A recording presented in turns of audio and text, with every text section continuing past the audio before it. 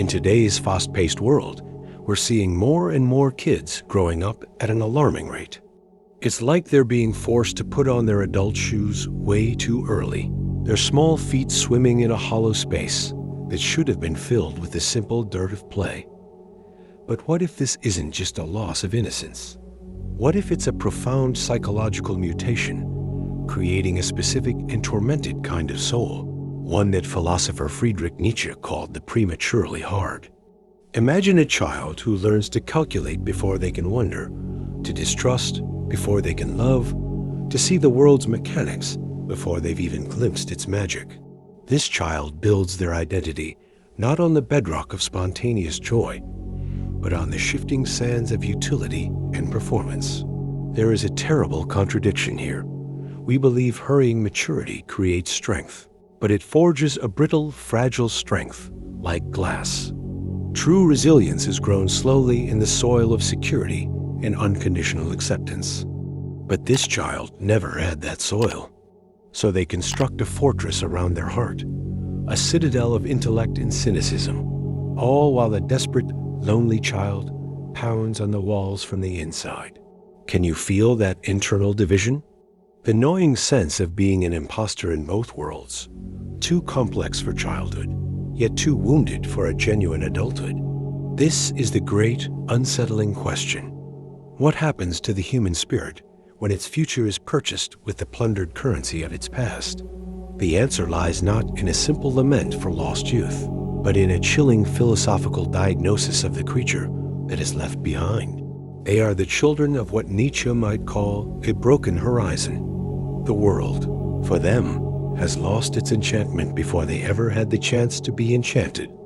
This is the hidden problem, a forced confrontation with reality's harshest edges, without the psychological buffer of myth, wonder, or protective illusion. Carl Jung warned of the catastrophe that occurs when a child is exposed to the unconscious psyche of its parents, their anxieties, their unresolved traumas, their worldly disappointments. The child, in a desperate act of psychic survival, internalizes this adult chaos.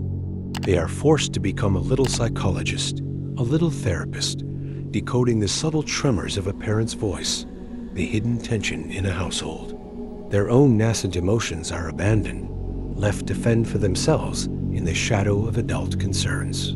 This is not merely growing up fast. It is a specific malformation of the soul. Nietzsche's concept of becoming what one is was predicated on a slow, organic unfolding, a yes-saying to one's deepest drives. But the premature adult is built on a foundation of no, on negation, suppression, and a hypervigilant control born from an environment that felt unsafe. They skip the stage of naive egoism and land directly in the cold water of responsibility, or, even worse, resentful duty. Their worldview is not earned through lived experience, but implanted through a kind of psychic osmosis, creating a persona that is wise beyond its years, yet profoundly disconnected from the authentic, pulsing core of the self it was meant to protect. But what is the ultimate cost of this disconnection? The consequence is not just a wounded individual, but a specific and pervasive sickness that silently dictates the entire trajectory of a life. The unseen consequence is a life lived under a silent, self-imposed tyranny. This prematurely formed self, this citadel of intellect, becomes its own most brutal warden. Every spontaneous impulse is scrutinized by an inner committee of adult judgment. Every potential joy is vetted for hidden risks. This is the neurological trap. The brain's prefrontal cortex, the seat of executive function and sober calculation, has been forced online too early, acting as a dictator over the limbic system's native language of play, curiosity, and unmediated desire. The cognitive bias of hypervigilance becomes a permanent filter, coloring a world that is no longer threatening, but is forever perceived as such.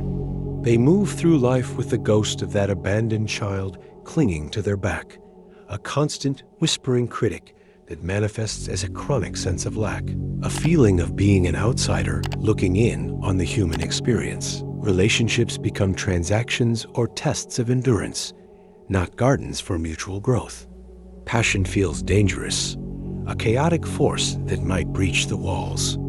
They are, in the words of Sartre, condemned to a freedom they never asked for.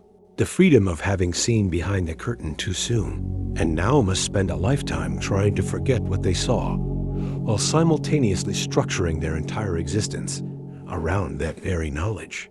The ultimate prison is not the past itself, but the rigid defensive identity constructed to survive it. So how does one stage a revolt against a dictator who has become one's own mind? The rebellion cannot be a simple return, for the garden of innocence is forever walled off. The escape must be a more radical, philosophical act. The rebellion begins not by trying to resurrect the lost child, but by assassinating the inner warden. This is the radical Nietzschean shift. You must perform a philosophical murder on the premature adult you are forced to become. This is not an act of violence, but of profound self-overcoming. You must systematically deconstruct the citadel of cynicism and hypervigilance, stone by stone, to expose the raw, untamed ground beneath. The goal is not to become childlike, but to reclaim the child's capacity for spontaneous creation. Where you were forced to calculate, you must now learn to play. Where you were conditioned to distrust, you must consciously, courageously choose to experiment with trust. This is a rebellion of reparenting your own soul. You grant yourself the unconditional acceptance that was stolen, giving the wounded inner self permission to feel its grief, its rage, its simple wants, without the old committee of judgment. You engage in what Viktor Frankl called the defiant power of the human spirit, the ability to choose your attitude in any set of circumstances. Now, you choose wonder over certainty. You seek out experiences not for their utility, but for their capacity to evoke awe, to shatter your well-defended perceptions. You deliberately court the chaotic, the unstructured, the poetically inefficient. This is how you break the chain, by building a new identity, not on the reactive no of defense, but on the active, creative, life-affirming yes. But this leads to one final, terrifying, and liberating question. What emerges from the rubble of the demolished citadel? What is the ultimate truth of the self that remains when all these defenses are gone? The ultimate truth is this: the child was not waiting to be found, but to be reborn. The self you are seeking is not a relic buried in the past. It is a potential, a perpetual becoming, forged in the full, conscious acceptance of your own fractured history. This is Nietzsche's concept of amor fati, the love of one's fate. You do not heal by returning to a state of pre-wounded innocence. You heal by integrating the hard-won wisdom of the premature adult with the resurrected creative power of the child. The citadel's rubble becomes the foundation for a new kind of strength, not brittle and defensive, but resilient and adaptable, rooted in the profound self-knowledge of having overcome your own creation.